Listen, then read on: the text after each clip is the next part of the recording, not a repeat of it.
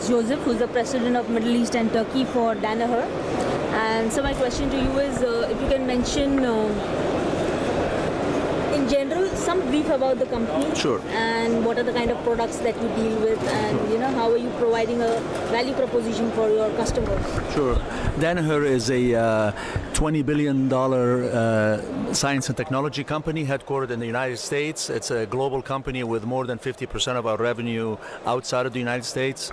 And we have a number of strategic platforms. The largest strategic platform is actually our diagnostics and life sciences platform, which is why we're here in ArabLAB. This is our life sciences segment, which is comprised of 4 different businesses. We have the Beckman Life Sciences, Leica Microsystems, Molecular Devices, and Greg is the president of Molecular Devices, and we have SciEx, which as the 4th company in our life sciences business.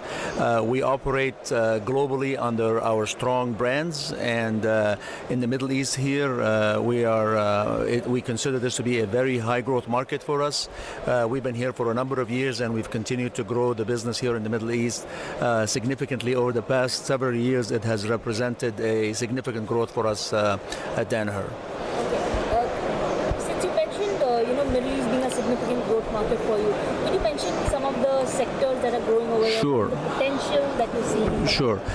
In the case of life sciences, specifically the research institutions and laboratories are the areas that represent a lot of growth for us. In the case of Danaher overall, we're very big in the diagnostics area as well, with healthcare being very important. A lot of our products find themselves into the diagnostics segment in hospital care and critical care applications with brands like Radiometer and Beckman Coulter and Leica Biosystems. And then we're also big within the telecommunications segment, in the test and measurement segment. We have an industrial technology segment, and we have a very large dental segment as well. We take care of dental care, but obviously today our focus is life sciences because we happen to be here at ArabLAB. So. In terms of when you talk of a lot of potential, there are some issues also, some obstacles that you are not able to tap into the full opportunity. And many companies are facing a issue like this. What are some of the problems or obstacles that you would say we are not able to attend to the full potential? Well, I think overall we've actually done reasonably well in the region. Obviously, we would like to grow at a faster pace than we have.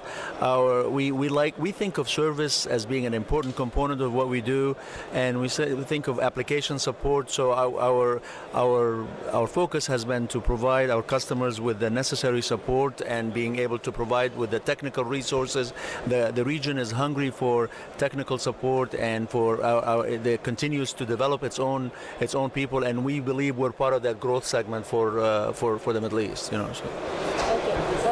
Now, being a part of ArabLAB is definitely important for you. Could you mention a little bit, how is it an important part of your business growth strategy?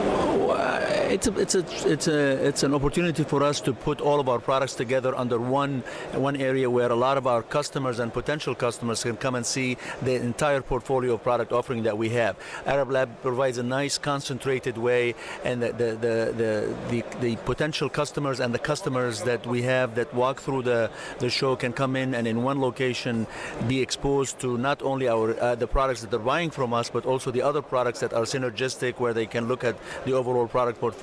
And also it's an opportunity for us to show the new products that we're developing and that we're working on, so that they can get an idea of the opportunities for the future as well. And now I'd like to just touch upon certain other product segments of yours. So I'll speak to Mr. Greg Milosevich. Yes. Yeah, who's the president for Molecular Devices. So, sir, my question to you is, could you mention a little bit more about the area that you operate in and some of the products that you can mention? And other thing is, if you can give me some specific features, which is your USP that sets you apart from your peers and your competitors. You bet. So Molecular Devices has been helping scientists unravel the complexities of cell and protein biology for 30 years. We make detection platforms that enable novel discoveries in many scientific disciplines, including translational research, cancer research, among a few of those. We've got over 130,000 platforms installed globally that have generated over 30,000 peer-reviewed publications in over 300 different scientific journals. So our company is really focused on enabling science in protein and cell-based assays. We've got 20 different platforms of products that are used throughout the region here and throughout the world, and we're very excited to be participating in ArabLAB here as a member of the Danaher Life Science Platform. Sir, in your area of work, could you mention some of the trends? How has the product life cycle progressed, and what are customers actually looking for? What are the pain points that they are coming up with, and you have to provide for as such, going forward? Sure. So a lot of our tools are developing, enabling scientific discoveries for cellular pathway mechanisms for disease, to understand disease and how you can treat those diseases with therapeutics.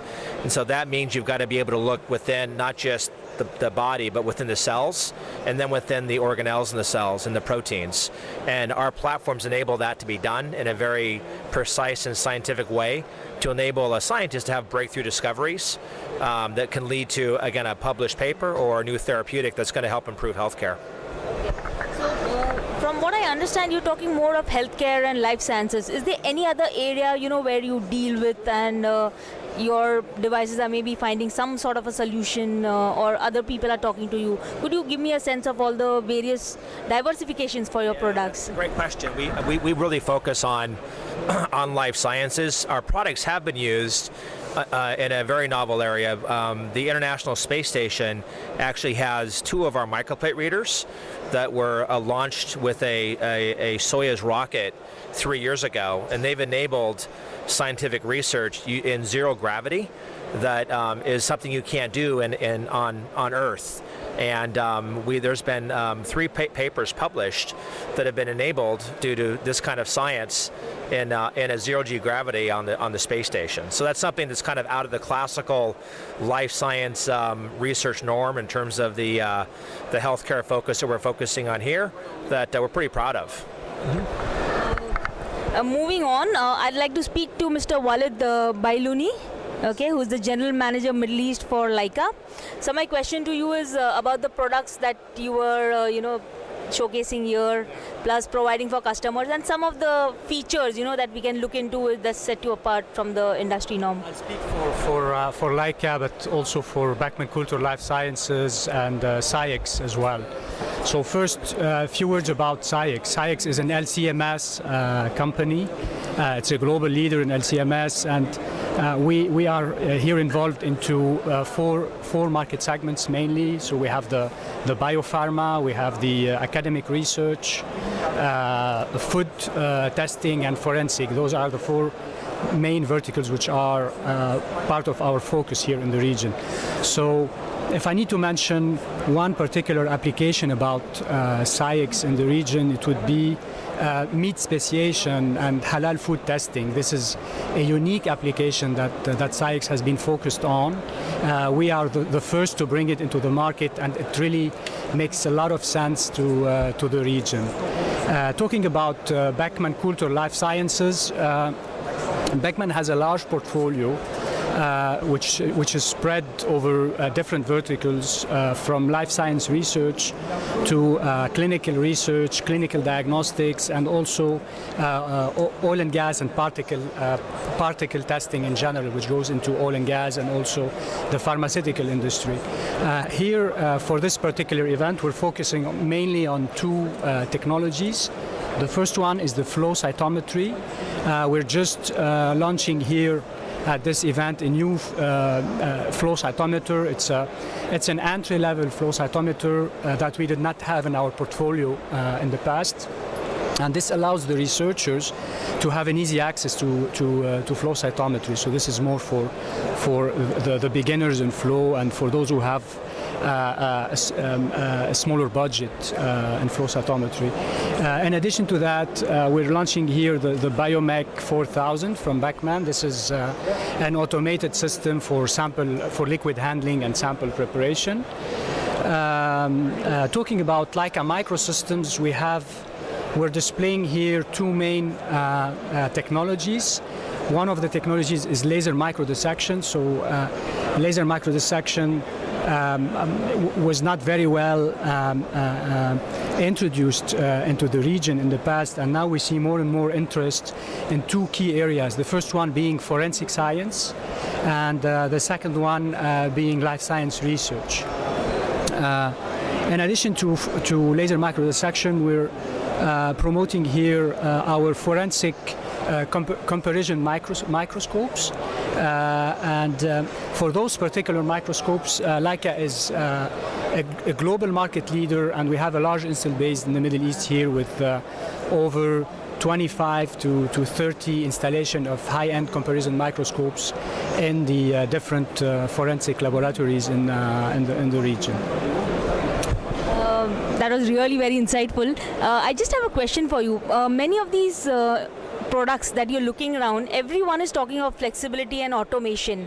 You know, how important, how easily are you able to incorporate the value of the element of automation in your products? You know, and our customers actually saying that we need everything automatic, and it has to be the next wave, you know, where we are moving forward. Is that possible? Yeah, I fully agree on this tendency, and this is what we're facing almost on a daily basis when we discuss with our customers about the future features and the main features that they like. The region has been shifting towards a lot of investments in basic research and in education as well. So we used to have a couple of research institutes, a handful of research institutes, and now we have so many of them all over the Gulf region. And it's not only about doing research, it's also about educating the students. When we're talking about people who are interacting with the technology for the first time, it's very difficult for them to get familiarized with the technology, and also to understand the entire process and to be able to run the entire methodology by themselves. So automation and user friendliness are some key elements that have to be considered in the future technologies. Thank you so much. It was great speaking with you, and I got all the information. It was really very insightful, and I wish you all the very luck and success with the exhibition. Thank you. Thank you.